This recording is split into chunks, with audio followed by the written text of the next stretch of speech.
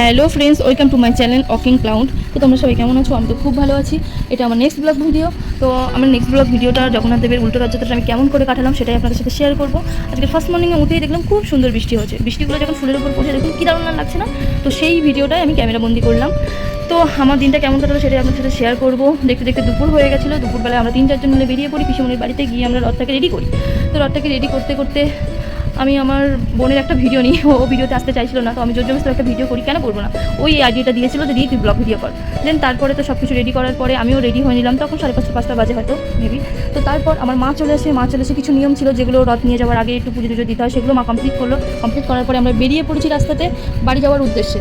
তো তারপর আমার সেই নান্নি প্যারিসি বাচ্চাগুলো চলে এসেছে রথটাকে নিয়ে। ওদের সাথে আনন্দ করতে করতে আমার দিনটা তো আজকেও ভালো কাটলো। আজকে আরও বেশি ভালো কাটলো এই জন্যই কারণ আজকে বৃষ্টিটা হয়নি। দেন তারপরে তো আমরা বাড়িতে চলে আসি। বাড়িতে আসার পরে মা রথটাকে নিয়ে আবারও তুলে রাখছে পরের বছরের জন্য।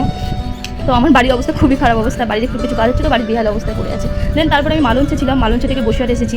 হ্যাঁ, আমি আমার সম্বন্ধে আপনারা কিছুই জানেন না। আমি অবভিয়াসলি একটা ভিডিওতে আমার সম্বন্ধে সব কিছু জানাবো, আমার নাম, আমি কোথায় থাকি, কী বৃত্তান্ত, একটু মেলা বলবো। হঠাৎ আমাদের বান্ধবীর সাথে দেখা, ওদেরকে দেখে আমাকে দেখতেই পাচ্ছেন আমি ভীষণ খুশি হয়ে গেছি।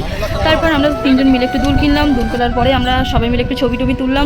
তারপর আমরা বাড়ির উদ্দেশ্যে বেরিয়ে পড়লাম। আজকের ভিডিওটা এই পর্যন্ত। তোমাদের রথযাত্রা কেমন কাটলো আমাকে জানিও।